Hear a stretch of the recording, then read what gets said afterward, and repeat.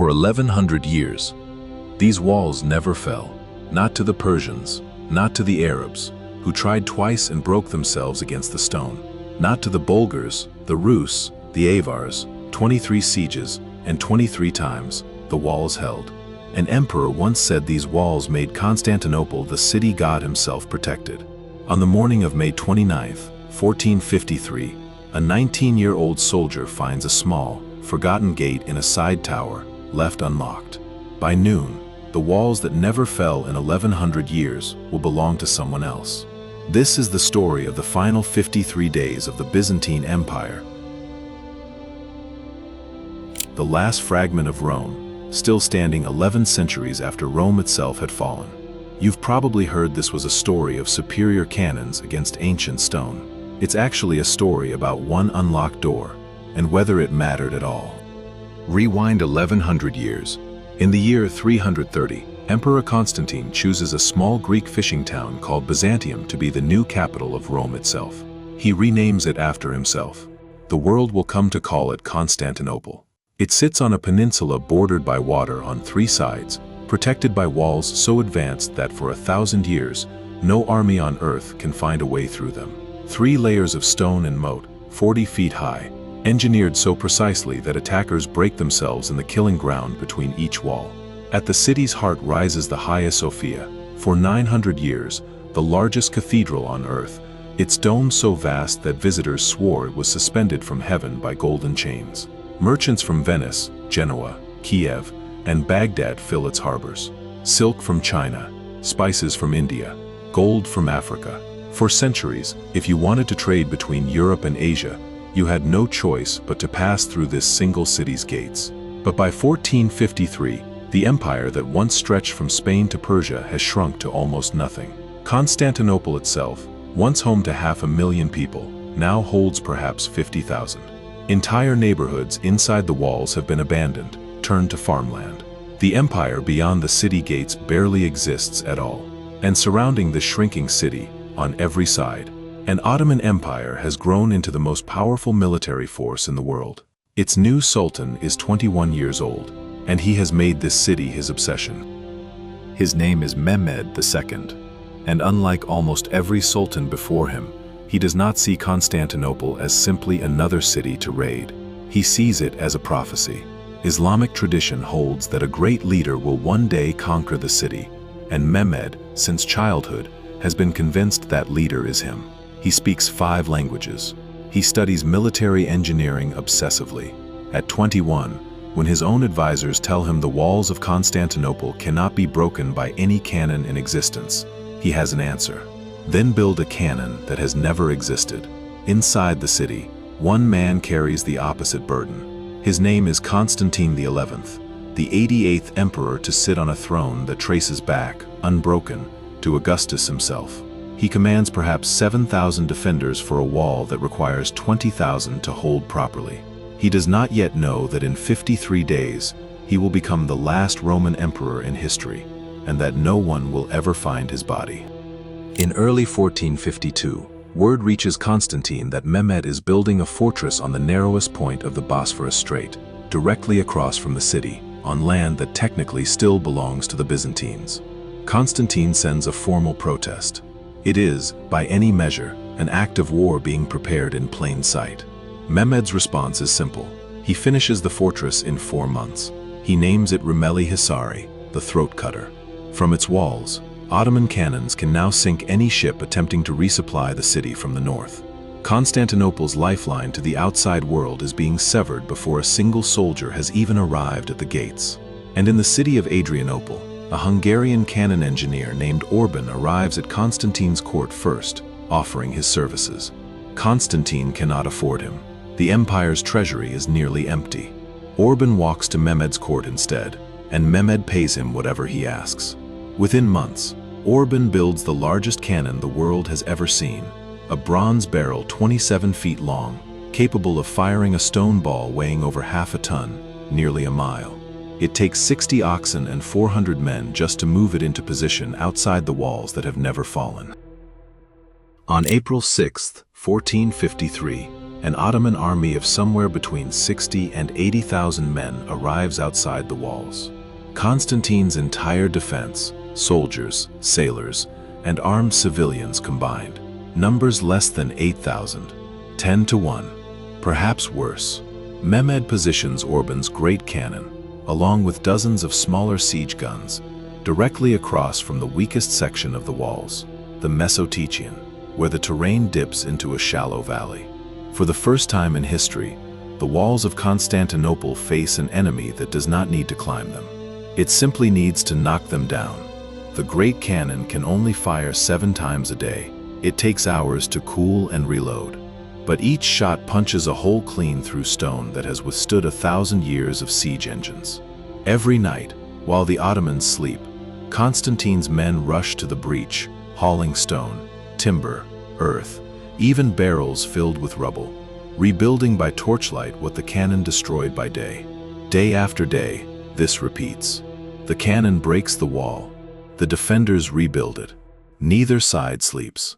And then, on April 20th, something happens that Mehmed did not expect. 4 Christian ships, 3 Genoese and 1 carrying desperately needed grain, attempt to break through the Ottoman naval blockade to resupply the starving city. Mehmed's fleet, more than 100 vessels strong, surrounds them, and loses.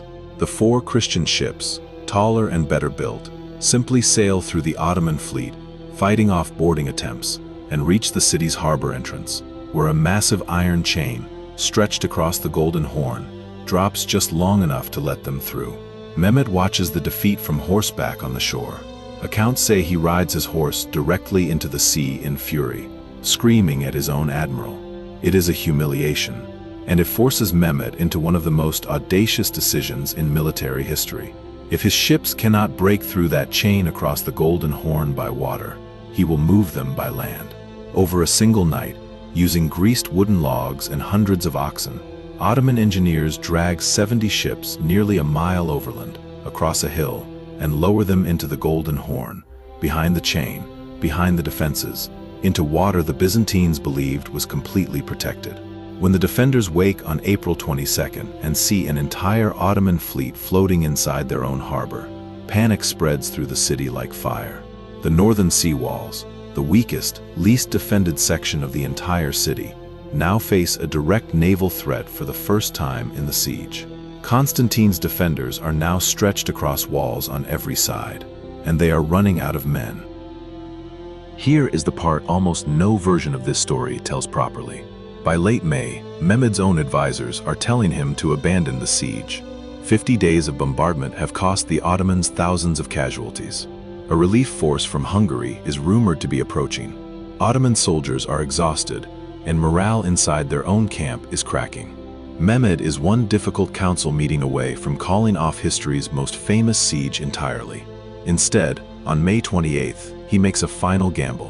One massive, all-out assault, everything at once, before his own army can lose its nerve. Inside Constantinople that same night, Constantine gathers his commanders, Byzantine and Italian, Orthodox and Catholic, men who have spent centuries as rivals, for what many of them privately believe is a final meal. He tells them, according to the chronicler who was present, that a man should be willing to die for his faith, his country, his family, or his sovereign, and that tonight they are being asked to die for all 4 at once. Before dawn on May 29th, the final assault begins. Mehmed sends his weakest troops first, irregular soldiers, meant simply to exhaust the defenders before the real assault begins. Then his regular Anatolian troops. Wave after wave, hour after hour, the defenders hold. Exhausted men who have not slept in 2 days, fighting in the same breach they have defended for 53. Then, near dawn, Mehmed commits his final and most feared force, the Janissaries, elite soldiers trained from childhood for exactly this moment. In the chaos of that final assault, a Genoese commander named Giovanni Giustiniani, who has led the defense of the land walls for weeks, is struck by a crossbow bolt or gunshot and carried from the field, bleeding badly. His men, seeing their commander fall, begin to panic. A retreat starts. In the chaos of that retreat, defenders abandon a critical section of the wall, and somewhere along the northern walls, in a small tower, A postern gate called the Kirkoporta, a minor side door, used for small sorties, that should have been sealed, is discovered standing open. Whether it was left open by accident in the chaos, or never properly secured to begin with, no one will ever know for certain. Ottoman soldiers pour through it. Within minutes, Ottoman banners appear on towers along the wall, and the defenders, seeing enemy flags now behind their own lines, believe the entire city has already fallen. Constantine, somewhere in the chaos near the breach, reportedly removes his imperial regalia, the purple boots and robes that mark him as emperor, so that he cannot be captured and used as a trophy. He is last seen charging into the advancing Ottoman soldiers on foot, alongside his remaining men. His body will never be positively identified. By noon on May 29, 1453, Ottoman soldiers reach the Hagia Sophia. Mehmed enters the great church that afternoon, dismounts his horse, and orders a scholar to be called to prayer within its walls that same evening. For 3 days, by the customs of siege warfare at the time, Mehmed allows his soldiers to take plunder from the city. Thousands are killed, thousands more are taken as slaves. Churches are stripped of centuries of treasure. A chronicler present that week describes streets running with blood beneath buildings that had stood since before the birth of Christ. The Byzantine Empire, the last continuous thread connecting the modern world to ancient Rome, ends that week, after 1123 years. Mehmed, only 21 years old, immediately begins rebuilding the city rather than destroying it further. The Hagia Sophia is converted into a mosque within days. Within a generation, the city he now calls Istanbul becomes the capital of one of history's most powerful empires, his empire. Constantine XI has no grave, no monument, only a legend among the Greek people that one day an angel will turn him back to flesh, and he will return to reclaim the city. Today, if you walk into the Hagia Sophia, a mosque again, after decades as a museum, you can still see, faintly, beneath layers of Islamic calligraphy, the outline of Christian mosaics from 1,000 years before. Both faiths, both empires, both endings, layered into the same walls, neither one fully erasing the other.